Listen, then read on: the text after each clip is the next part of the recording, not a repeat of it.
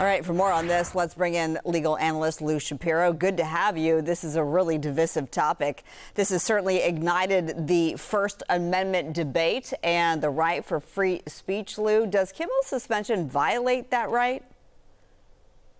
So free speech is being thrown around a lot. And I think it's important that we clarify for all the viewers that free speech really has to do with the government. The government is not allowed to restrict our free speech. That has to do with protesting, religious liberties.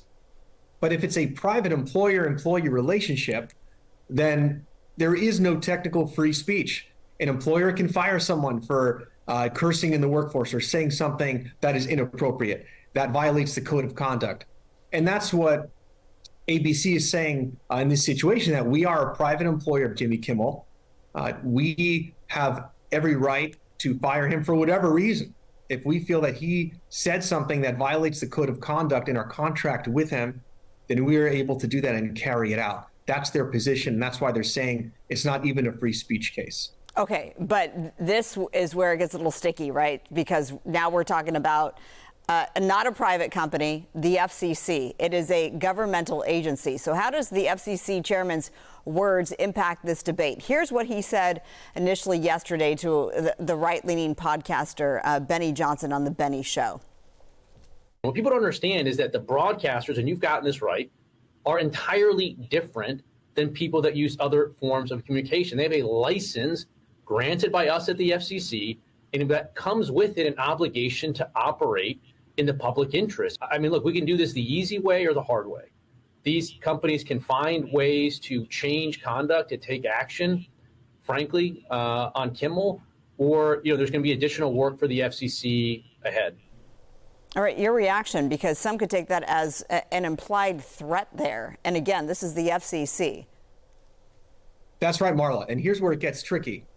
If it was the FCC directly telling Jimmy Kimmel, you're out of the game, well, then that's a whole different story, because the FCC is not allowed to restrict someone's free speech. They are the government. They can only get in the way if there is profanity or obscenity, neither of which applies to what Kimmel did or said. But what seems to be happening is it could be that the FCC pressured a private employer, ABC, to take this action. And if that's the case, then Kimmel might try to sue not just ABC, but also the FCC, both as defendants, and then in the discovery process in litigation, try to make that connection to show that this wasn't ABC firing me. This was ABC being a frontman for the FCC, for the government, trying to restrict my free speech. That's a violation. That's what I'm challenging here. Okay, because that was going to be my next question. Does Kimmel have legal recourse here? And it sounds like that is one of the options, is to take this to the courts and let them decide. And if that's one of the options, are there any other options out there, Lou? So he's basically has to decide if he's going to sit this out and let the public basically fight this fight for him and maybe get him reinstated. Maybe he goes to a different station.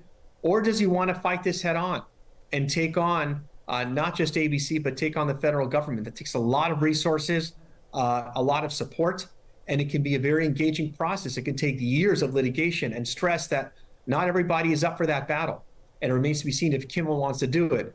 But an interesting point I'll share that a fellow attorney colleague of mine, Nagin Yamini, said, if Charlie Kirk was still alive, this was a man who stood for conversation, engaging in interaction. Is this what he would have wanted to have happened to Jimmy Kimmel in light of what he stood for? Very interesting point. Yeah, that is an interesting point, because Charlie Kirk's whole platform, one of his lines was prove me wrong. And he wanted to have that debate with somebody who he didn't necessarily agree with.